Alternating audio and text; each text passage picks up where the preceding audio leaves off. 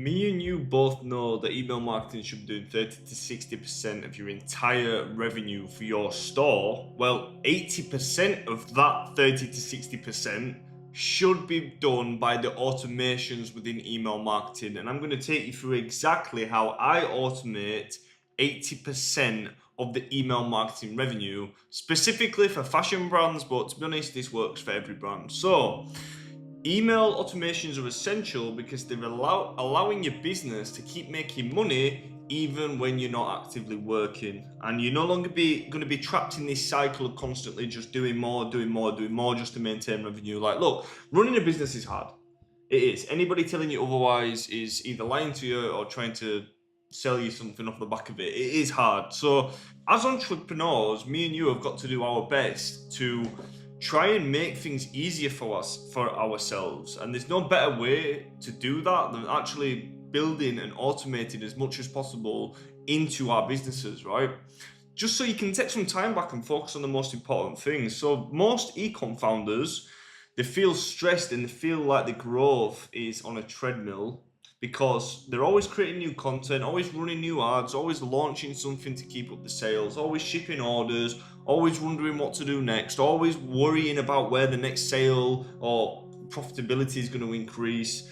It's just this constant mess, right? This is what it feels like to run a business sometimes. But the real profit happens from what someone does after they discover your brand. And that is where the email automations come in. So look, if you're an ecom founder and you're wanting to get paid more for working less, you're wanting to increase your profit, you're wanting to free up your time to work on more important things, and you want to get out of this hamster wheel trap that a lot of us are in, then you should probably learn about email automations. And this is very simple. Email should generate 30 to 60% of your revenue of your store, like I said, but automations should be responsible for 80% of that. So it's a huge part of your brand, and you can't, if you don't have 10, 15, 20 minutes to watch this video, this very important video, to break this down and potentially save you thousands of hours and make you thousands of dollars in profit for your brand, that you can buy all the stuff that you need and stop worrying in this hamster wheel cycle. If you don't have the time for that, then all the best. I wish you all the best. If you're looking to learn today, strap in, buckle up, because we're going to break it down. We're going to cover some very, very strong information here. You're going to learn a lot, and hopefully you can make some money off it for free. That's what we like. So, look, there's some things that you've got to understand about email that you can't ignore. Number one, it's the highest ROI of any marketing channel. So email marketing consistently delivers $36 to $42 for every $1 spent. This outperforms everything, including Instagram ads, Facebook ads, by a large amount. Number two, you own the audience. So if Instagram changes their algorithm, your business might disappear. So if you're relying on other third-party things, then you don't own your audience. The only thing that you do own is your email list. You can take that and market to that whenever you want. That's on your terms. The next thing is you're going to convert warmer traffic faster, especially with the automations, because they're getting triggered at people doing certain things on your website. So email is going to reach people who already know your brand. You're marketing towards a warmer audience. You're not having to convert cold audiences. The next thing is you're going to drive a lot more repeat purchases. With the flows, it's going to be happening a lot, so people can purchase over and over again.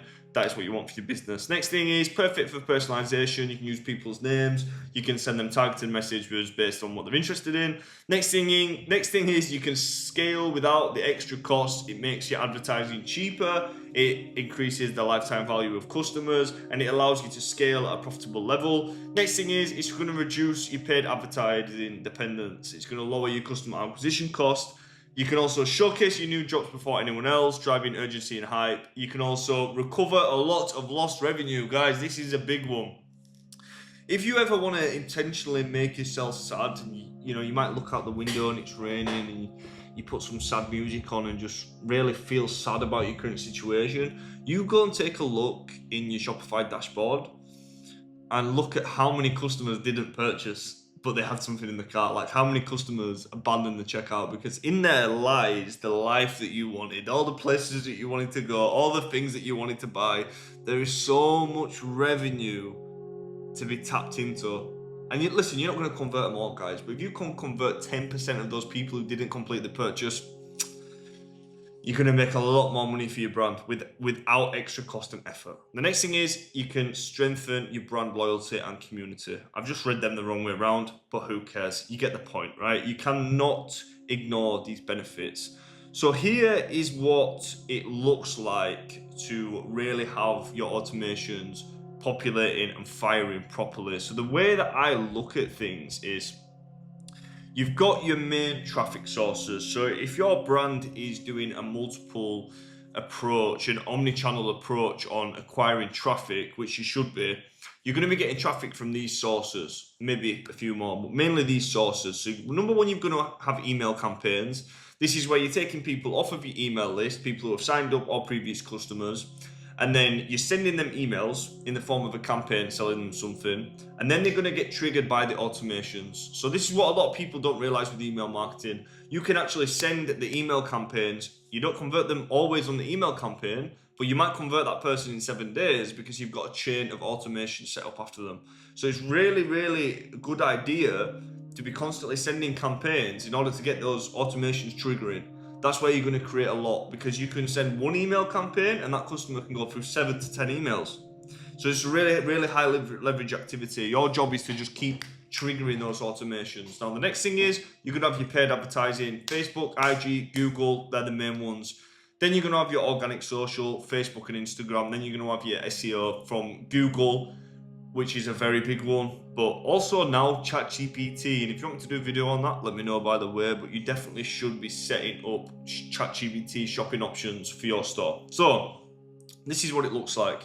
You're generating traffic through all these, probably a mixture of these. You know, there's going to be some guys out there who only do paid ads. There's going to be some guys out there who only do organic social. There's going to be some guys really good at that, really good at that, whatever. But this is what it looks like. So the first thing that we do when we're trying to increase the amount of money that the automations are making is we're trying to increase the actual amount of automations. So what most people do is, and you can make a lot of money with this, you can have the welcome flow, the abandoned cart, the abandoned checkout, and the post-purchase flow. They're going to be your main flows, right? Now, if you want to increase the amount of money that your revenue is going to be generated from automations, then you want to increase the amount of automations. Now, when you're a small business, you might not get many sales from the browse abandonment. However, if that does an extra $3,000 per year, right? When we're talking about high leverage activities in your business and trying to take some of the power, some of the effort out of your own hands, you set that automation up once, an hour, 3 hours, maybe it might take you. If that's automatically running for a year, then you've just got paid $3,000 for 3 hours work. Okay, and what that might also do is you might also trigger someone with the browse abandonment, but then that takes them to a different product because they visit the website in 7 days and then they go down the abandoned cart flow. Now that might be the thing that's then converting that customer. So the mindset that you should have, the mindset that we have towards email marketing and towards the results that we've gotten is, more emails that you have been sent out, the more chance that you've got of making sales. Like, the more people that see your message, the more chance they've got making sales. Now, some people are going to be watching this and disagreeing and thinking, well, I don't want to annoy them. Well, listen, guys, if they're on your email list, if they're not interested in buying, get them off the list. Don't feel bad about sending them emails. They're interested in your brand. If you're selling good products, they should be interested in your brand. So don't be worried about them being on the list. Don't be worried about them sending emails. Now, when it's automations, it's triggering from activities that they've taken. So if they've had a product in their cart and then they get an abandoned cart flow email, they're not going to be like, oh, why are these guys annoying me? They're going to be like, oh, you know what? I forgot about that product. The doorbell rang. I got distracted. They're going to want the email. And if you're sending good emails with the things that I'm about to teach you in this, they're going to be excited for those emails and they're not going to be bothered by it. So this is the first thing. We increase the amount of flows that are set up. Now, these are some of the main flows. We usually have 3 or 4 more, but we get every single flow firing. We get all different types of flows going. We increase the pure volume. Now, this is the second part of it. Your flow lengths want to look something like this, right? So for your welcome flow, you want to have about 5 or 6 emails. Abandoned cart, abandoned checkout, again, 5 or 6 emails. These are your biggest ones. Browse abandonment, a little bit less because they're not as qualified, right? They've just had a look at it. But this is sent over 3, 4, 5, 7 days. they're strategically getting emails at the right time, and they're getting them in a way that's not annoying them and not bothering them. Now, the reason why you want to do this is because, look, people might be busy on day 1, they might be busy on day 3, they might be busy on day 5, but day 7, they've got the feet up, they're on the sofa, they're ready to buy. It's all about increasing probabilities, or increasing the amount of time that a customer can purchase. That's what it's about. So we're increasing the numbers of the flows. Now, all of a sudden, we've scaled sideways with the amount of flows and the amount of triggers that we've got, but now we're also scaling downwards because they're getting a lot of more marketing messages over a longer time. So when you start getting all these set up properly, and then you're firing a lot of traffic through these methods, people are going to come in on these methods. Some are going to buy right away, fantastic, but a lot of them are not going to. And when they don't buy right away, that's when you're trying to convert that customer through other marketing messages. And the job of these, if they're at the right time and displaying the correct information based on the trigger that's being triggered, right, the automations are going to move that customer down the funnel, giving them a top of funnel message and a reminder, middle of funnel with more information, and a bottom of funnel with an offer. And we're just throwing bait and fishing rods out, trying to catch a fish, baby. But all this is done. Look at all this web of information going out, and all this is next to free to send, right? Next to free to send, okay? And it costs nothing, and it's all done automatically because it just triggers. So you've just got to think, this is like your best salesman and an army of people going out and pushing your product and your brand for you, and you're not having to lift a finger. This is the power of automations, and this will have a big impact on your business. This will increase the profitability and allow you to go buy more stock, go hire another team member, go buy that camera that you want, go do that photo shoot where you want it to go. This is how you increase the oxygen, the profit within your business, and you're able to go to the next step, the next step, the next step. So the second part of this, and this is where so many brands, just, like beginner marketers just do not know about this. Guys, if there's one thing that you learn about this video, it's just take some time on this, what I'm about to teach you here. This took me a long time to learn it. I took these quotes directly from some of the best copywriters that there are, and this is going to have the biggest impact on your email marketing revenue by far. This is more important than the design, and maybe more important than the offer, in fact, because it's how you communicate in your offer. You're better off sending a very simple email, right? Text-based, no design, no anything on it, with proper copywriting and language, rather than sending the most fanciest thing that you've ever seen in your life, but it doesn't have the right message on it. So just to break this down, copywriting is the skill of using words to make people feel something and take action. And it's not about being clever, but it's about communicating value, desire, and urgency clearly. Okay? That I got off Google. That is the definition. And the reason why this matters for email marketing is because email is the only place where you have direct access to your customer without having to pay for ads. But people are flooded with messages, so your words have to cut through, connect, and convert fast. So strong copy makes your emails get opened, get read, get clicked, and get sales. So weak copy gets ignored. It's that simple. If you follow these laws for copywriting, you will generate more sales with your email marketing. So let's get straight into it. First thing, this subject line is the email, okay? So if you're selling a bottle, right? If they're selling this bottle at the shop, okay? If it's all black and it's got some label in it that you don't understand and you can't tell it's water, this might be the natural, most beautiful spring water that's been rained down from the heavens ever. This might be the most hydrating, highest mineral, most highest quality, refreshing, ice cold water that any human has ever drunk, right? If you're not communicating that on the packaging, it'll never get drunk.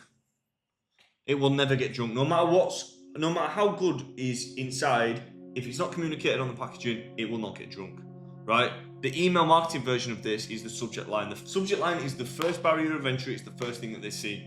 So the subject line is everything. And if your subject line does not trigger the emotion and get somebody to open it, right, then nobody's going to look at your emails no matter how good they are.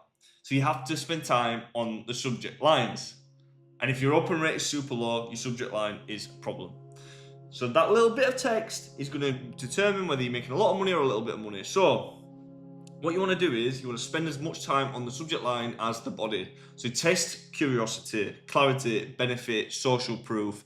Test, A/B test different lines, but focus on the subject line. Now, the second thing is one email, one purpose. Now, I get what most people want to do. This is what I wanted to do. I wanted to add loads of things onto my emails to then, with the mindset of like, if I have 6 people interested in 6 things, well, I'll add all 6 onto the email, and then I've got 6 times the amount of chance of a sale, right? Well, it doesn't really work like that. If you have one clear message and someone sees that on an email, they know exactly what the email's about. If there's 6 things to look at, they're confused. The customer's confused. You've got to think, most people are just robotic zombies. They're going on the phone, they're flicking through social media, they don't really understand what's happening. If you send something that's remotely confusing, they're not going to take the time to dig through it and read it. So, having less on your email with a clear message, what they should do, is way better for your conversions. The next thing is enter the conversation already in their mind. So emails are going to convert when they speak to what the customer is already thinking. So how do you do this? Well, I'm not asking you to read anybody's bloody mind, okay? But what you do need to do is spend some time talking to your customers, survey your customers, check on Reddit forums, check on the comments on the paid advertising posts of your biggest competitors. Look at the questions that they're asking, check Amazon reviews. You need to know their customer better than themselves. And when you do this, writing copy for your emails is going to be so much easier. The next thing is you want to make the customer the hero. So your brand is the guide, not the center of the story. So don't say we designed this with premium stitching. You want to say in you'll feel like this. You're going to love this. Just talk about the customer. You're trying to create an image in the customer's mind of what they're going to do with your product. Nobody gives a fuck about nobody really cares about your brand that much. They care about what they're getting, what experience they're going to have. Help the customer imagine that for themselves. Big difference. Next thing is emotion first, logic second. People buy with emotion and then they justify that with logic.